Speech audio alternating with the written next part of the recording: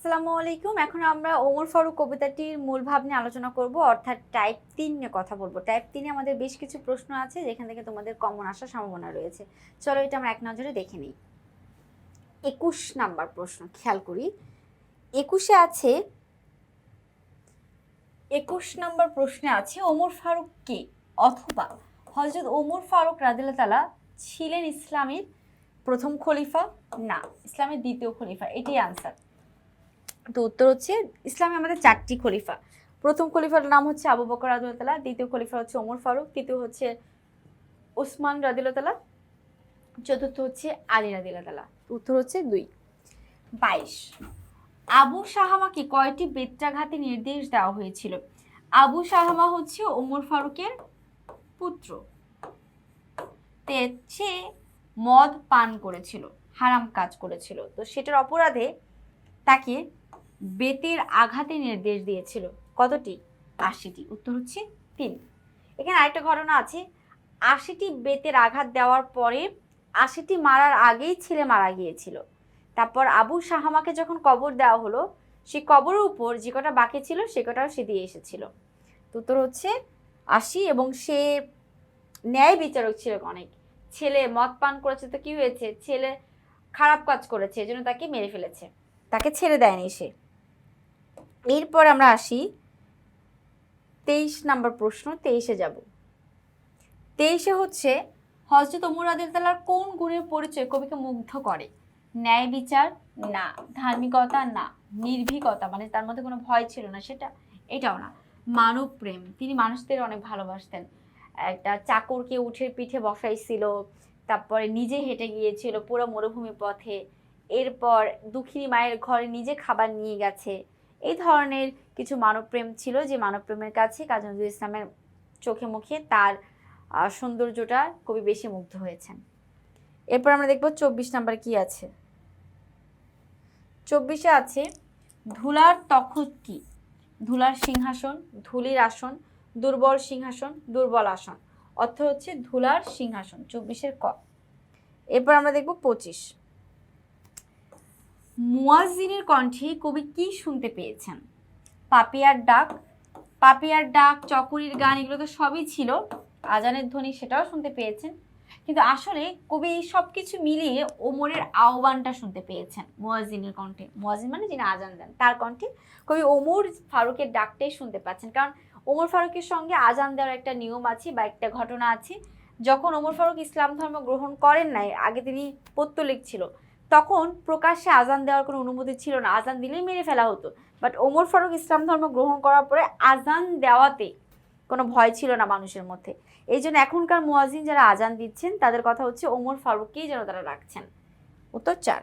এরপর ২৬-এ দেখবো আমরা ২৬-এ কি আছে। ২৬ নম্বর প্রশ্ন।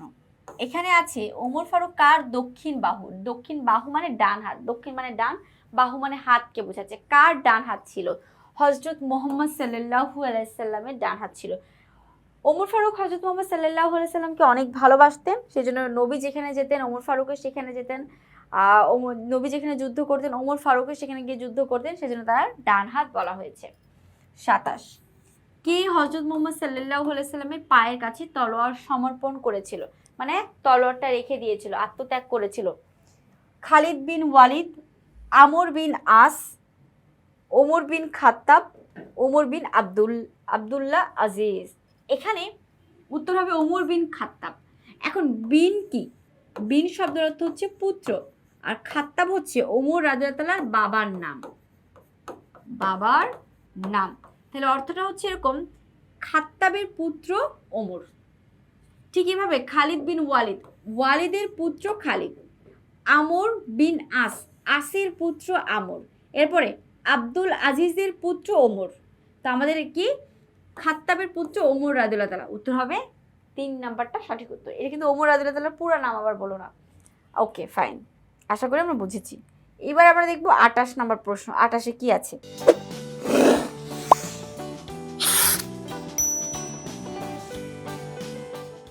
২৮-এ আছে কার সংস্পর্শে হযরত ওমর রাদিয়াল্লাহু তাআলা সোনায় পরিণত হয়েছেন?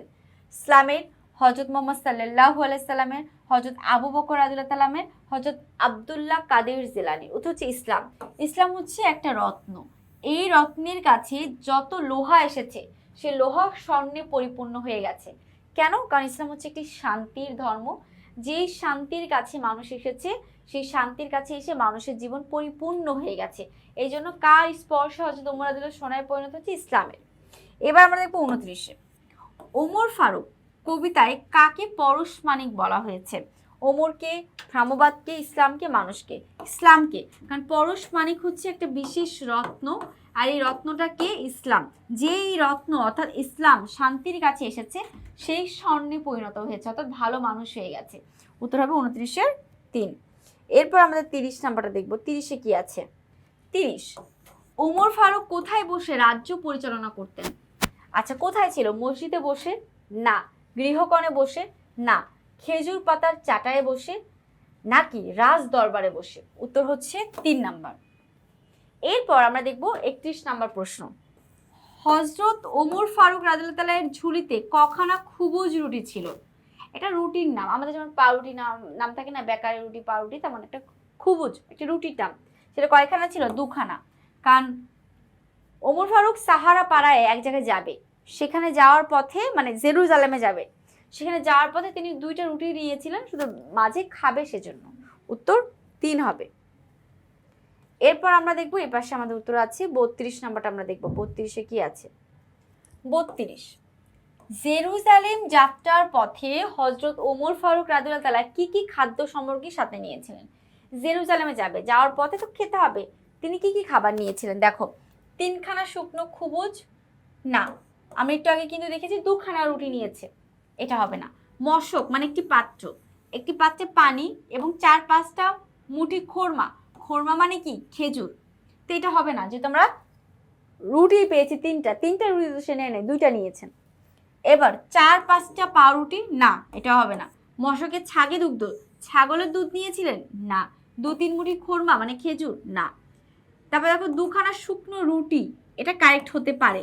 একটি পাত্রে পানি, 3-4 মুঠি খোরমা, এটাও না। তাহলে সঠিক উত্তর আমাদের 4 নাম্বারটাই হবে। 2খানা শুকনো একটা রুটি ছিল, একটি মশকে মানে একটি পাত্রে একটুকু পানি।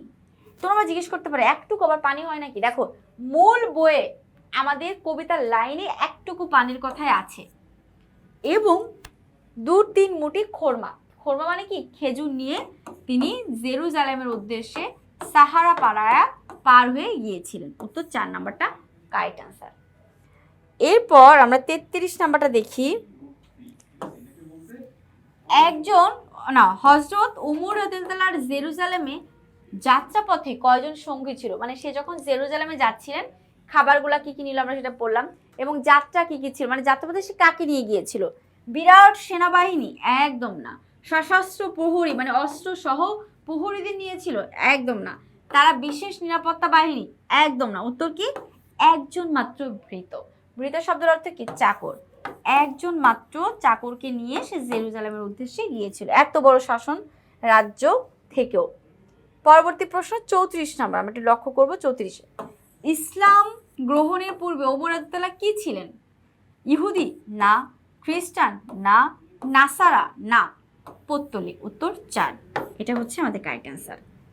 তো এই ছিল আমাদের ওমর ফারুক কবিতাটির মূল ভাব থেকে আসার মতো প্রশ্ন। আশা করি তোমরা সকলে বুঝতে পেরেছো। পরবর্তী প্রশ্নে খুব দ্রুতই হাজির হব। সবাই ভালো থেকো, সুস্থ থেকো। আসসালামু আলাইকুম।